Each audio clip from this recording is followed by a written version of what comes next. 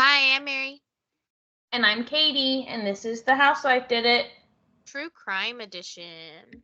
If you like our show, please tell the people you love or like or tolerate to listen to it.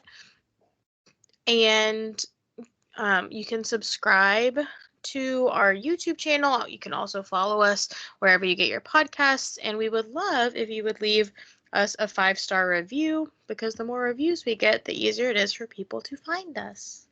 Yeah. I think even if you download or add it to your stuff, we would get more, I don't know, exposure. Followers. So, yeah. All right. I don't have any real-time true crime. I saw that Riley Strain's family has asked for a second autopsy to be done after they determined that his cause of death was drowning, because they're saying that now they're not so sure. I'm not either. So we'll see. I think this sounds way too much. I mean, I don't know everything, but I think Are you thinking Smiley Face Killer? Like Chris Jenkins. Mm-hmm. Yeah. I don't necessarily think Chris Jenkins was killed by the Smiley Face Killer, but I do think, when you fall into a river like that, evidence goes away. It's, harder. So I do think it's, still possible that something happened. I just, can't imagine being drunk enough that I accidentally fall into a river. And there's, it's can't get out? There's, it's not just a flat street and you just step off. You'd have to oh. Right. Yeah. So I agree. I've been thinking of that too. Yeah. Not just you, me too. Also. Okay. Okay. Wait. All right. Are you ready? Yeah. You're not ready? Isn't it gross? A little bit. I guess I'll do the content warning first. I was going to do it after. I just gave you the content warning. Content warning is it's gross. Yeah, I do things a little differently than Mary, if y'all haven't noticed. I'm not really a content warning girly. I feel like if you're here, and you, whatever. I do give warnings for, there will be a brief mention of sexual assault, brief mention of suicide, brief mention of pregnancy loss. Otherwise, general graphic content. If you're not into that grossness, I'm not. Then goodbye. Unless you're married, then you have to stay right here. But otherwise, you can come back another time. But I don't want to tell you what the content is, or else then this is silly to tell you the story. So, it's soap maker time. Now you know. Yeah, do with that what you will. All right. In early 20th century Italy, Leonarda Cianciulli's own mother cursed her to a life of misery, and a palm reader said she would outlive each of her children. As the years went on, it seemed that she was doomed for these fates. Leonarda, though, would do anything to keep her eldest and favorite son, Giuseppe, safe, even the unthinkable. I love the name Giuseppe. Yeah, it's so cute. Leonarda was born into already tragic circumstances in 1893. Her mother, Amelia Dinolfi, became pregnant through a rape and was then forced by her family to marry her rapist. Mariano Cianciulli had attacked and raped Amelia because he thought she was beautiful, but he knew that because she was wealthy and he was in the lower class, he could never have her. But apparently, in 1893 Italy, this was all he needed to do. I was going to say, why does their baby have his last name? Because Leonardo's the product of tragic circumstances. Yeah, I know. I'm like, that stupid last name. Just be giving it all away. For obvious reasons, Amelia resented the birth of Leonarda and became verbally and emotionally abusive throughout her life. She reminded her constantly how hated she was and how she had ruined her life. Leonarda attempted suicide twice in her childhood. And even at this, her mother made it clear how disappointed she was that Leonarda had failed. Despite years of being disinterested in her daughter's life, Amelia would follow in her parents' footsteps and become involved when it came time for her daughter to marry. Much like her mother, Leonarda was becoming quite beautiful, which Amelia knew meant that she could marry well. Probably a little bit of envy, too, that, like, Amelia knew she could have married well had this not happened to her. By this point, Amelia was a widow and struggling financially. I think she had, like, remarried a few times, but not anything steady. So she was very motivated to find a wealthy son-in-law who would potentially help to take care of her. She had many offers for suitors for her daughter, because Leonarda was a looker, but she didn't clue Leonarda into any of her efforts. Not that it would have made a difference after years of abuse by her mother, so she probably wasn't really interested in what her mom was doing anyway, but because Leonarda did not know anything about her mother's plans, she fell in love. Oops. Raphael Pensardi was a simple, stable man working as a clerk, and they loved each other. Yep. When she told her mother about Raphael, her mother cursed her, saying, "You will live a miserable life until the day you die." Is her mother a witch? I don't think, like, officially, but I think they do believe in the power of these things. Okay. I was like, why? Like, just like, why are we taking it so seriously? Like, yeah. What's the authority? There's not, like, a written history of, like, her mother doing witchcraft before this. So I don't know if it really is just, like, Leonarda took it to heart a little too much, or there is just, like, in this time period, like, I think there was just, like, a little more, like, magic in Italy. Also, and, like, have you ever met an Italian person that's not superstitious? Right. Like, right. So, that's gonna live in their head for the rest of their life. Yeah. Now, those were the last words ever spoken between them. Even when they would run into each other around their small town, Amelia pretended not to know her daughter. Leonarda had fears, which really she had been doing all of her life, so not that hard to believe. Yeah. Leonarda had fears about what this curse would mean about her life moving forward, but she went ahead anyway, marrying Raphael without her mother in attendance in 1917.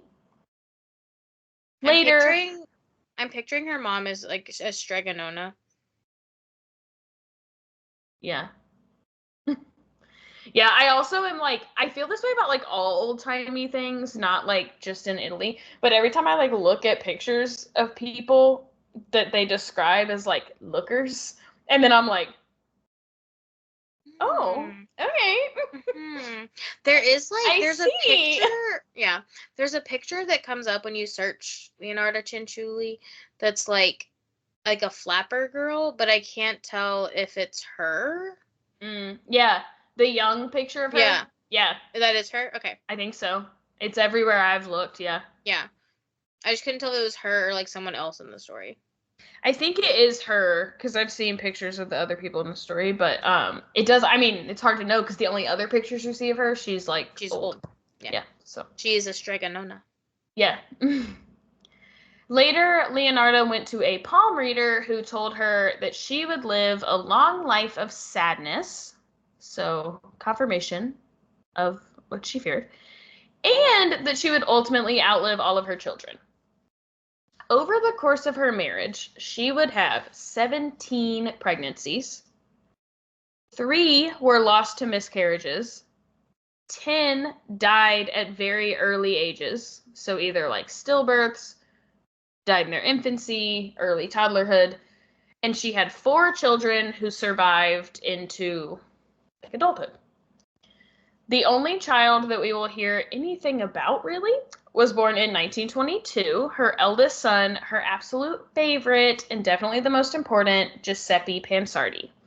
Her other 3 children, these are supposedly their names, although their names are only written in a single source, were Bernardo, Biagio, and Norma. So 3 boys and a girl.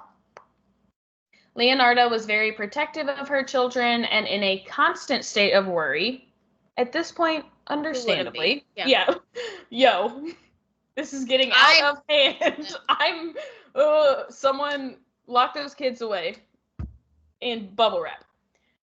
The couple was living in Raphael's hometown of Laria Potenza, and Leonarda was working at a bank as like janitorial staff.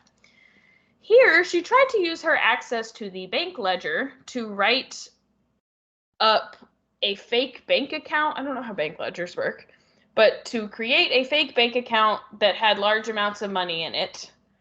I don't know the number, but it was clearly not the under the stable boy would have. Not under the radar. And so she was arrested after that one time of trying it for fraud in 1927 and sentenced to 1.5 years in a women's prison. After her release, she insisted that the family move to Lacedonia, Avellino, where Leonarda found community and possibly some semblance of happiness. Yay. She was really close with her neighbors, but especially close with the Romneys in the area. Okay. And that is what we're going to call them. The Travelers. Okay? The Travelers. This is a group of people who live a nomadic lifestyle. They're typically of like Indo-European origin, but I will say they are like a group of like very mixed ethnicity at this point. A melting pot of people. These people taught her how to do palm readings and fortune telling, so the witchiness is just gonna continue. Which also could have been an influence for her mom. I don't really know like the population where her mom was, but again, like it doesn't seem like she herself was exposed to Romney people until this. So before she began doing these fortune tellings for others, Leonarda would seek a second palm reader who told her that in one hand she saw prison and in the other she saw a mental asylum. Oh no. In 1930, an earthquake hit their town and destroyed their home. Now, to Leonarda, this was obviously like confirmation of this miserable life she's going to lead. But I will say, this earthquake caused over 1,400 deaths and between 4,000 and 7,000 injuries. So it's not just you, girl. Yeah. Again, there's like some confirmation bias occurring for Leonarda here. But really, she was quite lucky. All she lost was her house, not her children, and no one was injured. The Pansardis moved to Correggio, where Leonarda's progress in making friends continued. Yay! The people of Correggio were super welcoming, so these people that came from the earthquake were like refugees. They were like, oh my gosh, like they need homes, they need us, they need our help. So they welcomed all of these people from Lacedonia, and they helped Raphael find a job, and they fully integrated them into her community. They found the Pansardis a home, which when Leonarda would discover her talent for making soaps, they would be able to like attach a soap shop to. So she opened a soap shop, which doubled as a place where she could perform palm readings. She's just a little hustler now. I'm picturing her mom as Dragonona, and I'm picturing her as the girl from Stardust. Mm-hmm. The mom. Yeah. That's a good one. Thank you. You won't for long. Oh, I'm yeah. Not only did people love her family, but they appreciated her soaps and her predictions. Farmers would come to her to find out what crops to plant. Women would come to her wondering who their children should marry. Basically, everyone came to Leonarda before making any big decision in their life. Good for you, girl. Yeah. The soap is just like... She's like the town crier. Yeah. In 1939, Giuseppe enlisted in the Italian army without telling his mother. probably because he knew she would stop him. Of course, much like she had all of his life, Leonarda was incredibly worried about him. Based on her multiple palm readings following her mother's curse, she felt that Giuseppe's death upon entering World War II would be imminent. Baby Giuseppe. Yeah. She wasn't sure what she could do, so she searched for a spell or a ritual which would ensure her son's safety. She found one that she thought could save her son's life, but it would require her to offer another life in his place. It was called the Law of Equivalent Exchange. But how would Leonarda, who couldn't even bring herself to kill a chicken for her family's dinner, which would have been commonplace at the time, be expected to kill a person? Well, stay tuned. We're not doing this episode because she chose not to commit a crime. But Leonarda was willing to do what she needed to do to protect her precious Giuseppe. She looked among her customers for a possible sacrifice. One woman came to mind. Faustina Setti was known around town as a spinster, and she was a returning customer of Leonarda's, always looking for a husband. Leonarda would help her by conducting spells and rituals which should have helped bring her a suitor, but nothing was working. Leonarda realized that Faustina wouldn't be missed and wondered if it would actually be better for Faustina to be given such an important purpose in life and to get to just go to heaven. Okay. Okay, girl. Yeah. Got it. If she offered, maybe. Yeah. If you said, would you like this purpose? And she said, oh my God, that sounds so fulfilling. And heaven sounds great. I can't wait for heaven. Yeah. Knowing where Faustina would be the most vulnerable, Leonarda told her that she found a husband for her and had been writing back and forth with this man. He thought that the photo he received of Faustina was beautiful, and he was so excited to marry her. However, the catch was that he lived far away from Correggio, and Faustina would need to make the journey to him. Faustina was not worried about this, because she so longed for companionship, and she really wouldn't be leaving that many people behind. Leonarda convinced her that she should write letters to any family and friends before she left so that people wouldn't worry about her, but also so that they wouldn't judge her for leaving to marry a man that she had never met. So you tell them where you're going? Oh, okay. A few days later, Faustina returned to Leonarda's ready for her journey with all of her belongings and her life savings in tow. Leonarda offered her a glass of wine to ease her nerves. It is Italy, so who cares that it is probably 8 a.m. Mm-hmm. But, as you could probably guess, the wine was drugged, and Faustina promptly became unconscious. Shortly after, Leonarda returned with an axe and lifted it, saying, "Sorry," but she looked away as she brought the axe down, causing her to miss and hit Faustina's shoulder. Unfortunately, she would have to try again, and she hit her again in the head. Leonarda then cut the body into pieces and hung them to dry with basins underneath to capture the blood. I guess I'll just insert here that if you've made it this far, but now you don't want graphic content, now's your chance to leave. You gotta know. She poured the blood into trays and then dried them in the oven. Once she could turn the congealed blood into powder, she made Faustina's blood into tea cakes. It is apparent. Mm-hmm. It is apparently common in Italian folk magic to use blood in like baking or cooking or like even just in like tea sometimes for spells, because it seems important for people to consume the blood for the magic to work. Mm-hmm. Leonarda thought the tea cakes were dry and had a slightly metallic taste. Yep. But when she fed them to Raphael and Giuseppe, they thought they tasted fine. Or they were being nice. Or you knew they were going to taste metallic because you knew there was blood in them. Mm-hmm. Next, she made the body parts into soap to protect the outside of Giuseppe's body as well. She did this by boiling them in caustic acid. I don't really know what that means, but it's acid and it's breaking shit down. So, all you really need to know. She hid Faustina's belongings in her closet and pocketed all of her money.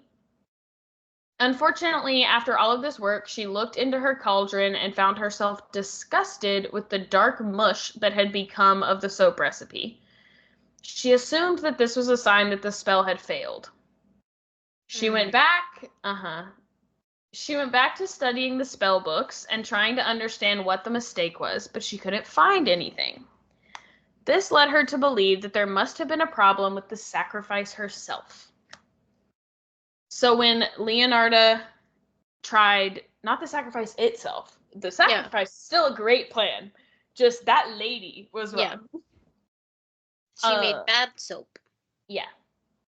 So while Leonarda tried to think of what could remedy this failure, or who, she continued to gossip amongst the townspeople about where Faustina Setti had gone and who this man that she had run off with was. That's so wild. Crazy Faustina, I never saw this coming. The town fortune teller. I never could have saw this coming. Yeah, wild. But then another woman who Leonarda thought wouldn't be too missed walked into her shop. Francesca Soavi was a widow, struggling with her finances since the death of her husband and the loss of her job. Leonarda told her that she had heard of a school job opening in northern Italy, and she was able to secure the job for Francesca. However, what are all her connections? Maybe y'all are like, yeah, she could do that. Because she knows the crops and everything, so they're like, this girl just knows everything. I don't know. It knows everyone. But, Mary, the school was for elite children, so it all had to be very hush-hush. Okay? She couldn't tell her what the school was, or she couldn't tell anyone else. Once again, Leonarda convinced Francesca to write letters to her family and friends, letting them know that she was safe and leaving for a job opportunity. Francesca arrived at Leonarda's one morning with all of her belongings and the money that she had to her name. Like, this is literally all of her stuff, because she's down to nothing at this point, ready to head out on this new journey.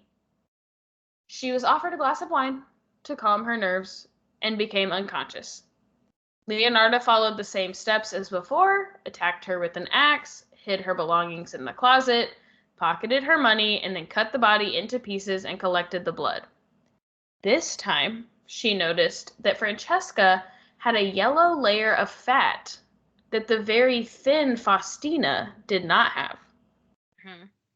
She thought maybe this was the correction that the recipe needed. This time, when she tasted the tea cakes, they were still dry and somewhat metallic, but she said that she felt electricity as she ate them. Okay. She was confident that she was tasting magic. I would feel, if I tasted electricity, I would also think so. Or, I mean, if I was tasting electricity and metallic, I'd be like, did I just eat a battery? What is going on? But, to her dismay, the cauldron was once again full of dark mush. Bad soap. That soap is the hard part. Then... It's almost as if skin doesn't make good soap. Well... I wonder. One day it might. Then she thought maybe it wasn't about the body composition or the actual recipe, but that the sacrifice needed to be a more even trade for Giuseppe's life. It needed to be a perfect person. She needed to find someone that she would miss. Someone that other people would miss. She had become friends with Virginia Cacioppo, who was a local celebrity and a famous opera singer. Bold. Leonarda found out that her friend Virginia was leaving Correggio And this made her mad. She was just going to leave Leonarda behind, her bestie girl. She just didn't even care about her. This made her realize that maybe Virginia was special enough to her. When she realized how hurt she was like, damn, it would hurt me to kill her. She might be the perfect sacrifice. Virginia would be harder to convince to come over. She's busy. And not as like desperate. She pretty much had what she wanted in life. So like the idea of convincing her to write letters and drink drugged wine, probably a little more challenging. But Leonarda told Virginia that she had found her an opportunity that she couldn't give her all the details of. And it was, in fact, this secrecy that kept Virginia coming back. She said, "Tell me more. Why are you keeping this from me?" Virginia showed up one day, midday, in her best fur coat and jewels, and was shocked to find that Leonarda had closed her soap shop. She asked Leonarda why the shop needed to close, and she was told that it was due to the secrecy of her trip. She didn't want anyone around while Virginia was heading out. I think the other women really did come at, like, early, and she was like, "What the fuck, Virginia? Why are you not here till noon? Like, I guess I gotta close up." When Leonarda offered her wine, or she closed the other times too, but it was after, and she was closed because she was chopping them up. I don't know. Maybe they didn't find They it didn't suspicious. know. Yeah. They did not question. No. When Leonarda offered her wine, she declined, stating that it was too early and she wanted to be, like, sharp for this opportunity. Leonarda said, "Whoa, you got a ways away. You'll be sober by the time you get there. Come on. Just take a sip." We're Italian. What? Yeah. What are you? Fake? Sicilian? Yeah. Finally, with much coaxing, Virginia accepted the wine. Once Virginia passed out, Leonarda took off her clothing and took her money. 50,000 lira, which is more than Leonarda would make in a year at the soap shop. So she's fine to be closed today. No biggie. When she killed Virginia, she found a layer of fat again, but this time it was softer and creamier. Mm-hmm. The soap this time was not turning to dark mush, but Leonarda was not happy with the smell, so she looked through her friend's luggage and dumped the remainder of her perfume into the cauldron. This time, the tea cakes turned out better than any had before. The soap turned out perfect and creamy and smelled like her friend because she used her perfume. And in her autobiography, Leonarda wrote, "That woman was really sweet." Yeah, great. Awesome. Her blood didn't taste like blood. Cool. Now that Leonarda had been successful in completing her spell, she needed to make sure that Giuseppe ate the tea cakes and washed with the soap. She insisted that he let her bathe him with the soap. No. Giuseppe is an adult, ready to go off to war, so he does not quite understand why his mother needs to bathe him. But she was so insistent that he eventually, very uncomfortably, got into the tub and is like, "This is the worst experience of my life. I hate this." She washed him with the Virginia soap, wanting to be sure that every inch of his body was protected by the spell. He was so uncomfortable after that bath that he refused to eat her tea cakes. So Leonarda shoved a tea cake into his mouth. At this point, she's like, "You do not understand what I've done for you. You will do this. Even if you die by choking." Mary is Giuseppe. "Even if you die by choking on this tea cake, it'll be better than dying in the war." If you're going to go out of this world, it's going to be because of me. Yeah. After this, Giuseppe was so uncomfortable around his mother that he stopped talking to her or coming over to visit. But to Leonarda, this was worth saving his life. A risk she's willing to take. And this batch of tea cakes and soaps got raving reviews by the Correggio town people. So everyone ate them. Not the soap, hopefully. That would just be gross. Damn, this smells good. I might eat it. Creamy. She had known that killing Virginia was more of a risk than Faustina and Francesca, just based on her popularity, but hoped that the letters written in Virginia's handwriting would quell any suspicions. But Virginia's sister-in-law, Albertina, thought that it was strange that Virginia had sent a few letters, but then suddenly they just stopped. She went around Correggio trying to find out what anyone knew of Virginia's trip. Leonarda explained to her that she did know Virginia was leaving for a new opportunity, but she didn't know any details. Sorry, it was a secret, it seemed. I, the fortune teller, I don't know anything. Why are y'all coming to me? Me who tells you what crops to plant. Other people told Albertina that they had last seen Virginia going into Leonarda's soap shop dressed in her finest fur and jewels, but they never saw her come out. She told what she found out to the police, who were able to confirm that two other town women that had abruptly left, Faustina and Francesca, were last seen at Leonarda's soap shop as well. Witnesses described someone that they saw at the post office frequently mailing out letters on days that seemed to coincide with these women's journeys. They had described Giuseppe Pansardi. Police jumped at this new information because before they had really been struggling to reconcile how or why a woman in her 50s who makes soap for a living would harm three women. But Giuseppe made more sense. They searched the Pansardi home and shop looking for evidence to confirm Giuseppe's guilt. They found all three women's suitcases and belongings in the closet. The police brought Giuseppe in, but he was utterly confused. They explained, "It's too late. We're on to you. We found your evidence." But Buddy. my name is Giuseppe. It's too cute. I'm just trying to go to war, guys. Giuseppe maintained that he had no idea what they were talking about. Somehow, I couldn't find this, but somehow Leonarda was clued in on what was happening at the police station, so she went down and confessed to the murders.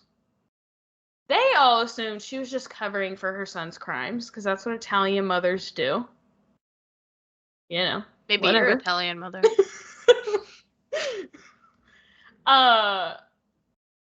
But as just... I can't even read this sentence. I'm scared. As Giuseppe sat by listening to his mother's confession, he started vomiting. Finally understanding why he had been forced to eat those tea cakes and take that very strange bath with his mother. They told her that it was difficult to believe that she had the strength to murder and dismember three adult women, by herself, I guess, also. She said, "Listen, take me to the morgue, and I will show you how I can cut a body into pieces."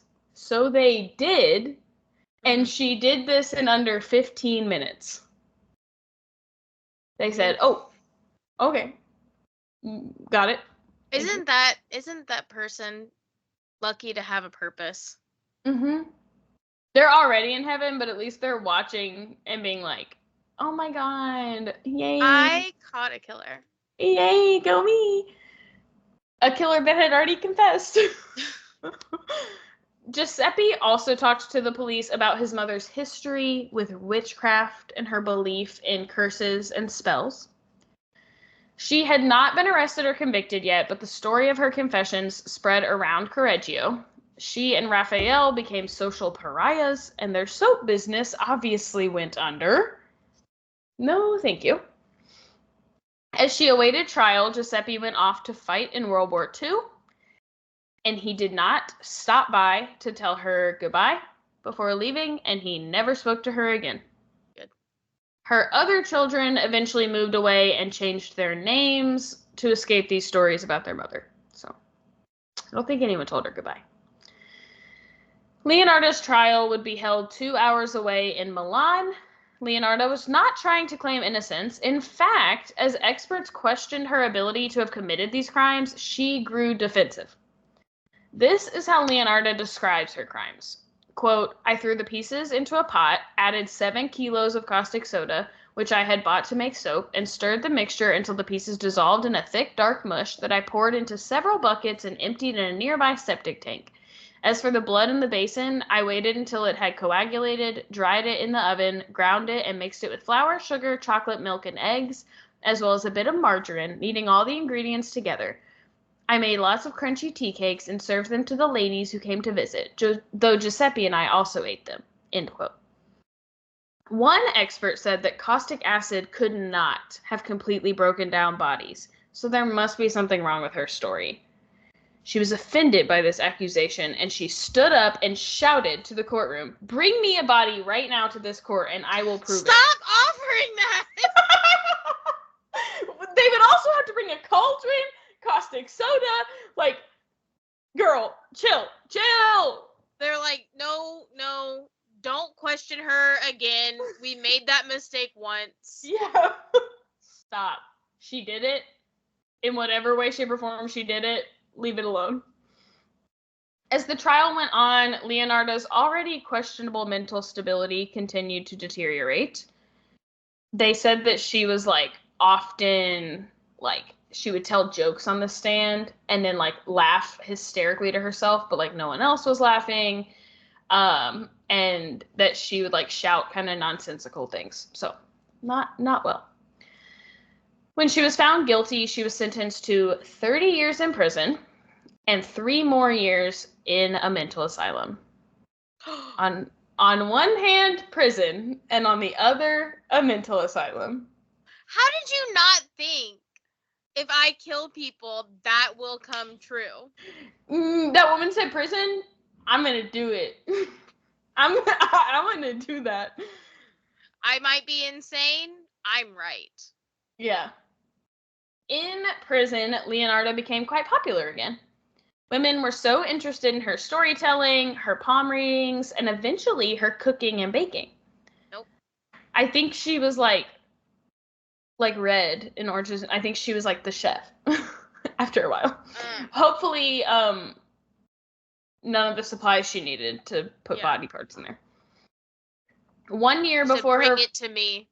Yeah. Oh, you don't like that bitch? Bring me a her body to me. We'll have I'll dinner show tonight. you what I can do. Yeah. 1 year before her release from the asylum, Leonarda died at 76 years old in her sleep. She had a brain bleed, which was determined to be likely caused by caustic soda vapor poisoning. She was just inhaling this. How long did that take to set in? I don't know, man. That's funny. Yeah, I mean, it's probably just like, you know, like if you're like huffing too much paint, just like slowly, you know? It's like Marie Curie died of radium poisoning. But that was probably slow too, right? Yeah. Yeah. And honestly, it may not have been that long to set in. That might have been the symptoms she was showing at trial. She said, whoa, I feel dizzy. So bring me a body. At this point, Raphael was dead and her children wanted nothing to do with her, so no one came to claim Leonarda's body. She also wrote an over 700-page autobiography